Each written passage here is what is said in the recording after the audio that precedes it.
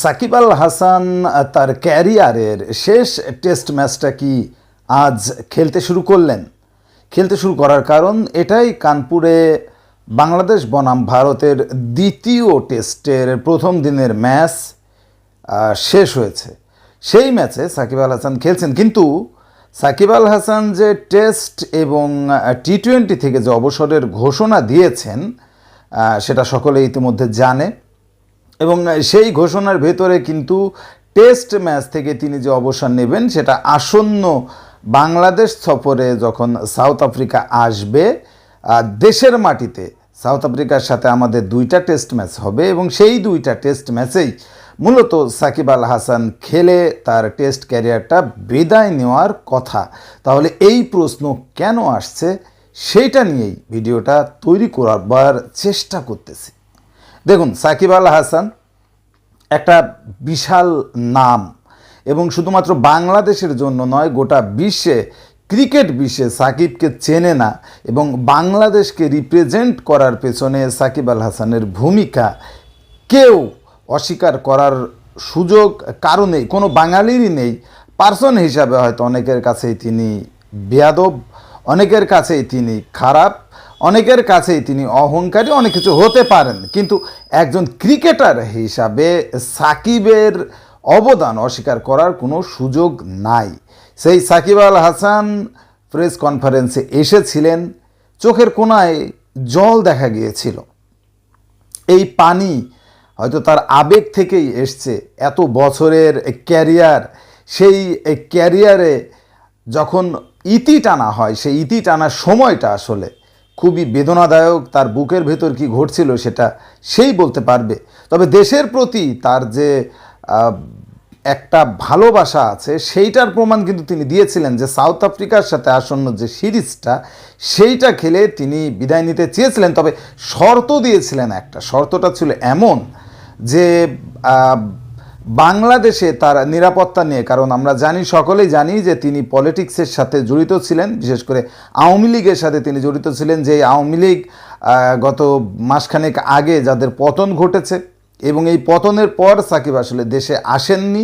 এখন তিনি দেশে আসাটাকে কিছুটা অনিরাপদ ভাবছেন, কারণ অনেক আওয়ামী লীগের মন্ত্রী মিনিস্টাররা হ্যাজার্ড হয়েছেন, এবং ইতোমধ্যেই সাকিব আল হাসানের নামে একটা মামলাও আছে। সব মিলিয়ে সাকিব ইতস্তত বোধ করছেন, এবং সেই জায়গা থেকে তিনি আসলে নিরাপত্তাটা চেয়েছেন। এখন বাংলাদেশ ক্রিকেট বোর্ডকে এই প্রশ্ন করা হলে যে সাকিবের নিরাপত্তা বিষয়ে বাংলাদেশ ক্রিকেট বোর্ড কি করতে পারে, সে বিষয়ে আসলে ফারুক আহমেদ স্পষ্টতই জানিয়ে দিয়েছেন এই নিরাপত্তার বিষয়টা আসলে বিসিবির হাতে না।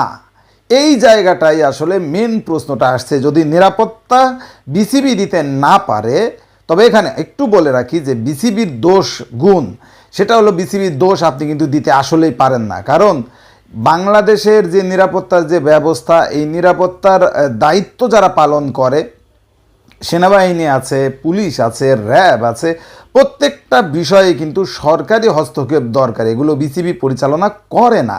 সেই জায়গা থেকে আসলে বিসিবি প্রধান বলেছেনই যে এই বিষয়টা আসলে আমাদের দেখার বিষয় নয়, এবং সাকিবকে নিরাপত্তা দেওয়ার কোনো সুযোগ, অপরচুনিটি তাদের হাতে নাই।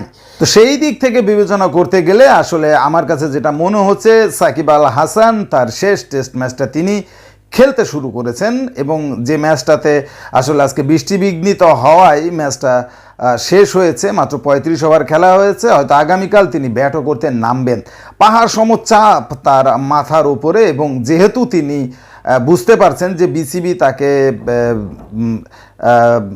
সেফটি দিতে পারছে না, অর্থাৎ বিসিবি